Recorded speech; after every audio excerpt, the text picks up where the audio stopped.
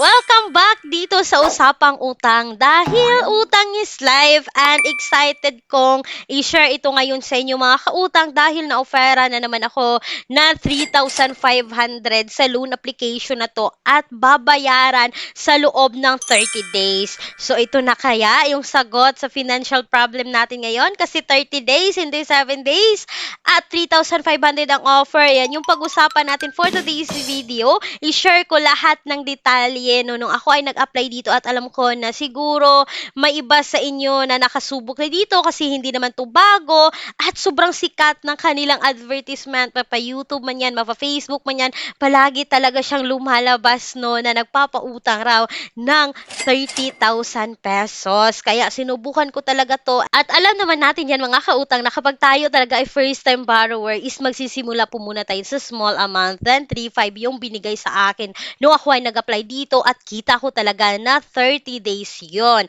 At i-share ko sa inyo kung magkano ba yung ma-receive ko sa 3,500, magkano yung total interest and total charges nito. Pero bago ko banggitin yung loan application na to, bubunot muna ako ng isang lucky winner sa video na to at may isa pa mamaya dadagdagan natin ng isa para dalawa katao yung makakuha ng tig 50 pesos GCash. Ayan, congratulations sa ating first lucky winner sa video na to.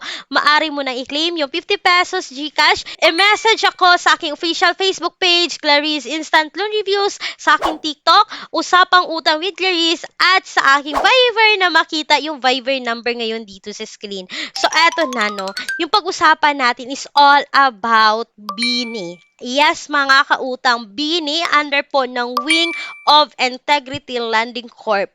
Ito po ay naka-SEC register dun sa SEC chikar nila. Nakita ko sabi pa dito yung company details is Wing of Integrity Lending Corporation doing business under the name and style of Bini and SC Barro. So, ibig sabihin mga kautang na mag-sisters company si Bini at si SC Barro. So, kung kayo man ay may experience dito, you can comment down below. At dito na, tiningnan ko dito sa list of recorded online lending platforms dito sa Pilipinas kung nandito ba si Wing of Integrity Lending.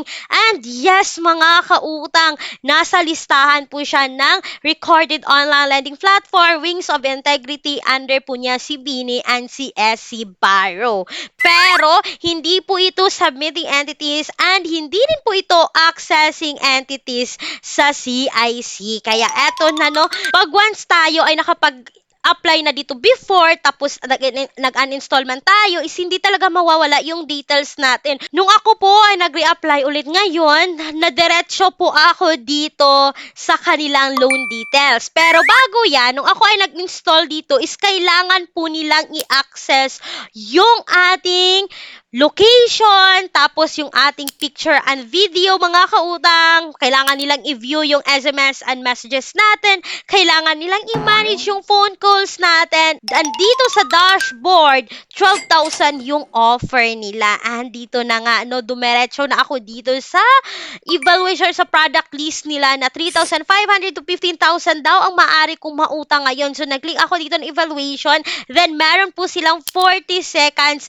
na mag-i-evaluate, mga kautang. And eto na, 3,500 yung lumabas dito, Das dito na. Sabi ko kanina, may pa-timer ba sila? 59.54 seconds chance of approval daw kapag mag-go ako ngayon. So, loan amount is 3,500. Loan length is 30 days. Pero, sa baba, kita nyo, yung ma-receive na lang is 2,270. Yung total fee is 1,230.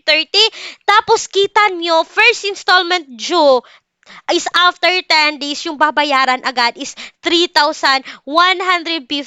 The second installment, 20 days, ika-20 days na to, is 320. And the third installment, which is ito ay pang 30 days na, is 30 pesos na lang yung babayaran, mga kautang, Kaya gusto kong i-go. Yes, nag-go talaga ako dito kay Bini, to see if legit nga ba na ganito yung kanilang offer. Kaya nag-go ako, na-proceed ako dito, but sad to say, na-decline rin po ako, 10 minutes yung anantay ko, mga kautang, but decline po ako dito. So, eto na lang. Naghanap na lang ako ng pwede kong ma-review sa inyo about sa kanilang loan details, kung gaano nga ba ka-legit dito sa nagbigay ng comments sa Google Play Store. And by the way, mga kautang, si Bini po is meron po siyang 4.6 stars at 7,337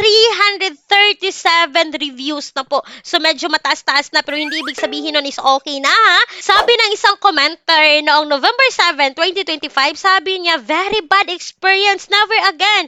After I receive a lot of harsh messages from your agent, never again. I try a lot of online apps, but yours is the very bad one, worse than any worst. Hala, bakit ito? At ito pa, mga kautang, nakahanap talaga ako dito, no, na nagbigay ng amount. Sabi niya noong October 25, 2025, mga kautang, 3,000 yung approve sa kanya. Yung na-receive is 1,800. The first repayment, no, which is yung 10 days, kasi tatlong 10 days po yon na installment, is magbabayad na siya ng 2,700. A total scam. So, medyo may kalakihan lang din talaga yung interest, no, yung deduction pala dito kay Benny. So, mga kautang, it's up to you kung i-go nyo siya. Pero based on my experience, no, legit naman talaga si Bini na 30 days. Installment pa siya every 10 days.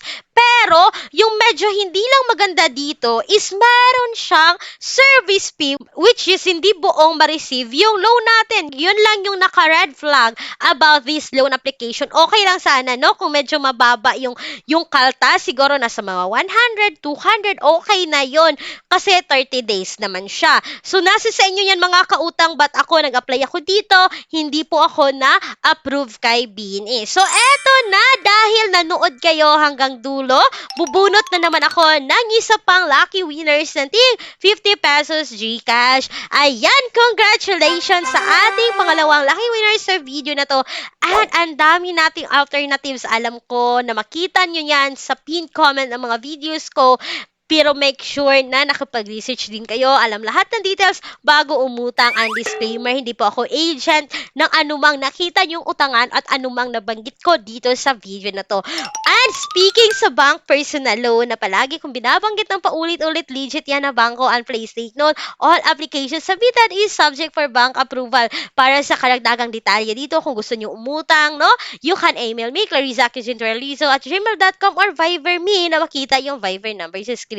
Once again, mga kautang, si Benny is hindi ko ma-recommend, pero kung i-compare natin siya, no, sa mga ibang loan application na 3-5, tapos 2-1 lang yung ma-receive, tapos 7 days, mas better si Benny. But, nasa sa inyong mga kamay ang decision sa pag-utang, kasi kung better si Benny, may mas better pa dito na nasa pin comment ng video na to. Once again, this is Clarice, ang inyong number 1 pala utang, dahil utang is life. Bye-bye mga kautang!